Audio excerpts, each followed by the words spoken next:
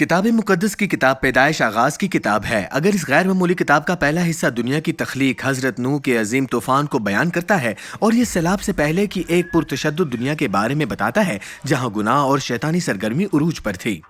جب زمین پر انسانوں کی تعداد میں اضافہ ہونے لگا اور ان سے بیٹیاں پیدا ہونے لگی تو خدا تعالیٰ کے بیٹوں نے دیکھا کہ مردوں کی بیٹیاں خوبصورت ہیں اور انہوں نے ان میں سے جس کو چاہا شادی کر لی۔ نفلم ان دنوں زمین پر تھے اور اس کے بعد بھی جب خدا تعالیٰ کے بیٹے آدمیوں کی بیٹیوں کے پاس گئے اور ان سے اولاد ہوئی، وہ پرانے اور مشہور لوگوں کے ہیرو تھے۔ نیفلم خدا تعالیٰ کے بیٹوں اور مردوں کی بیٹیوں کے درمیان تعلقات کی اولاد تھے۔ خدا تعالیٰ کے بیٹے کون تھے؟ اس کے بارے میں 3 نظریات ہیں۔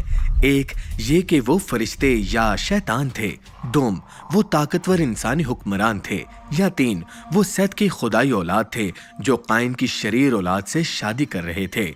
دوسرے اور تیسرے نقطہ نظر میں کمزوری یہ ہے کہ عام انسانی مرد عام انسانی عورتوں سے شادی کرتے ہیں، اس بات کا حساب نہیں دیتے کہ ان کی اولاد دیوقامت کیوں تھی یا بوڑھوں کے ہیرو کیوں تھے۔ ایک اور کمزوری یہ ہے کہ خدا تعالیٰ زمین پر طوفان کیوں لائیں گے جبکہ انہوں نے کبھی طاقتور انسان یا سیت کی اولاد کو عام انسانی عورتوں یا قائن کی اولاد سے شادی کرنے سے منع نہیں کیا تھا۔ پیدائش باب 6 آیت 57 کا فیصلہ پیدائش کے باب 6 آیت 14 میں پیش آنے والے واقعات سے براہ راست جڑا ہوا معلوم ہوتا ہے۔ برے فرشتوں کا انسانی عورتوں کے ساتھ نازیبا اور مکروہ میل جول اس بات کے سخت فیصلے کا جواز پیش کرتا ہے۔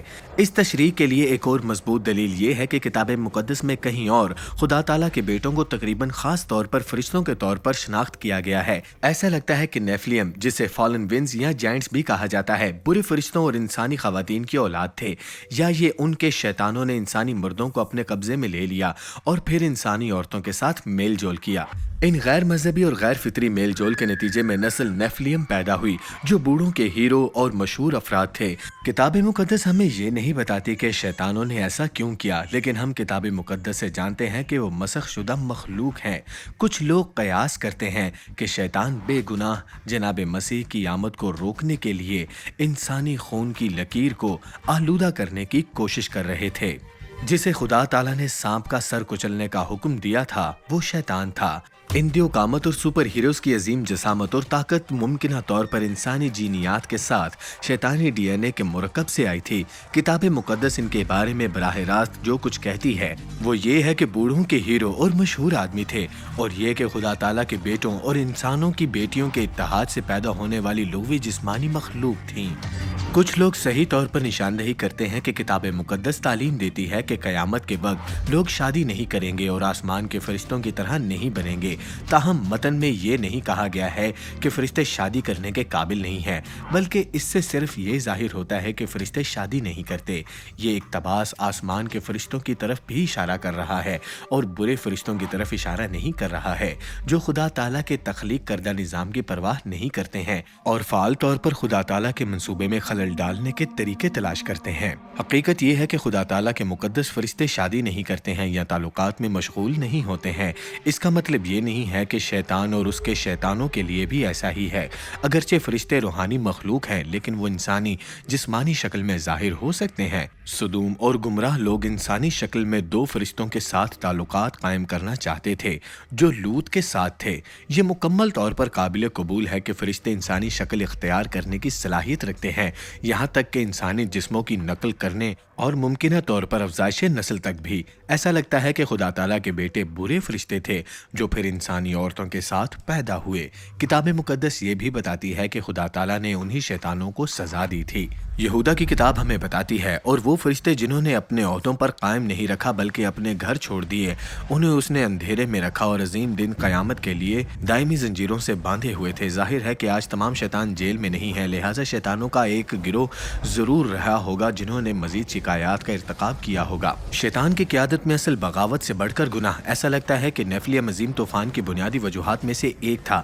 ان کا ذکر کرنے کے بعد فوراً کتاب مقدس کہتی ہے کہ خدا تعالیٰ نے دیکھا کہ انسان کتنا برا بن گیا تھا، لہٰذا اس نے زمین سے تمام مخلوقات میں سے انسان کو سفید کرنے کا فیصلہ کیا، سوائے حضرت نوح اور کشتی کے لوگوں پر۔ کتاب مقدس اس بات کی بھی نشاندہی کرتی ہے کہ شیطان نے طوفان کے بعد اپنے گناہوں کو دہرایا، جیسا کہ اس میں کہا گیا ہے۔ جب بنی اسرائیل وعدہ شدہ سرزمین پر حملہ کرنے کے لیے گئے تو حضرت موسیٰ نے اپنے 12 جاسوس بھیجے۔ وہ بہت بڑے ہیں، ہم انہیں کبھی شکست نہیں دے سکتے۔ ہم نے وہاں نیفلیم کو دیکھا، ہم اپنی آنکھوں میں ٹڈیوں کی طرح لگ رہے تھے اور ہم ان کو بھی ایسے ہی نظر آتے ہیں۔ کتاب مقدس کے اس اقتباس میں یہ نہیں کہا گیا ہے کہ نیفلم دراصل وہاں موجود تھے، صرف یہ کہ جاسوسوں نے سوچا کہ انہوں نے نیفلم کو دیکھا ہے۔ جاسوسوں نے کنعان میں بہت بڑے لوگوں کو دیکھا اور شاید غلطی سے انہیں نیفلم سمجھ لیا تھا، یا طوفان کے بعد شیطانوں نے دوبارہ زیادہ نیفلم پیدا کیے ہوں گے۔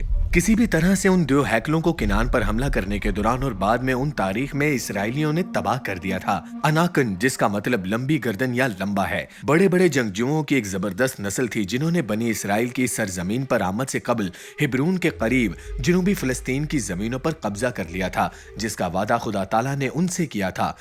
خدا تعالیٰ نے ہم سب سے ایک ملک کا وعدہ کیا ہے، ہمیں صرف وہاں جانا ہے اور فتح حاصل کرنی ہے۔ ہمیں سرزمین کے باشندوں سے ڈرنے کی ضرورت نہیں۔ لیکن لوگ نہیں سنتے تھے، وہ صرف حضرت موسیٰ اور حضرت ہارون کی باتیں کرتے تھے۔ کاش ہم مصر میں مر جاتے۔ خداوند تعالیٰ ہمیں یہاں کیوں لا رہے ہیں؟ تاکہ ہم تلوار سے مر جائیں؟ ہماری بیویوں اور بچوں کو لوٹ مار کے طور پر لے جایا جائے گا۔ یہ لوگ کب تک میرے ساتھ حقارت سے پیش آتے رہیں گے؟ کب تک وہ مجھ پر ایمان لانے سے انکار کرتے رہیں گے؟ تمام معجزات کے باوجود جو میں نے ان کے درمیان انجام دیے ہیں۔ جب بنی اسرائیل نے خدا تعالیٰ کے خلاف بغاوت کی تو اس ملک میں داخل ہونے سے انکار کر دیا جس کا انہوں نے ان سے وعدہ کیا تھا۔ خدا تعالیٰ ناراض ہو گئے اور اس نسل کو ان کی نافرمانی کے نتیجے میں وعدہ شدہ سرزمین میں داخل ہونے سے روک دیا۔ بنی اسرائیل 40 برس تک صحرا میں گھومتے رہے۔ حضرت یشوع اور حضرت کالب ان 12 جاسوسوں میں سے تھے جو خدا تعالیٰ کے وعدوں پر یقین رکھتے تھے، اور کتاب مقدس میں لکھا ہے کہ حضرت یشوع نے اناکن کو پہاڑی ملک سے نکال دیا اور آخرکار کالب نے انہیں ہبرون سے مکمل طور پر نکال دیا۔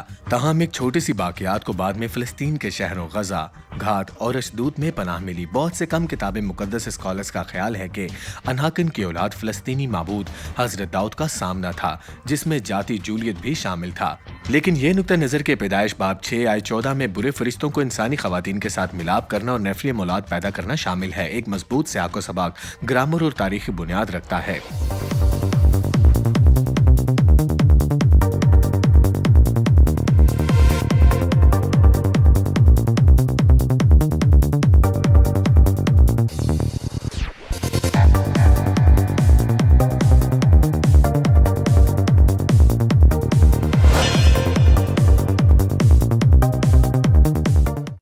عزیز ناظرین، اس ویڈیو کو دیکھنے کے بعد اگر آپ انجیل شریف کا مفت نسخہ حاصل کرنا چاہتے ہیں تو ہمیں اپنا مکمل پتہ بما موبائل فون کے ارسال کر دیں۔ ہم پوری کوشش کریں گے کہ آپ تک انجیل شریف کا مفت نسخہ پہنچ جائے۔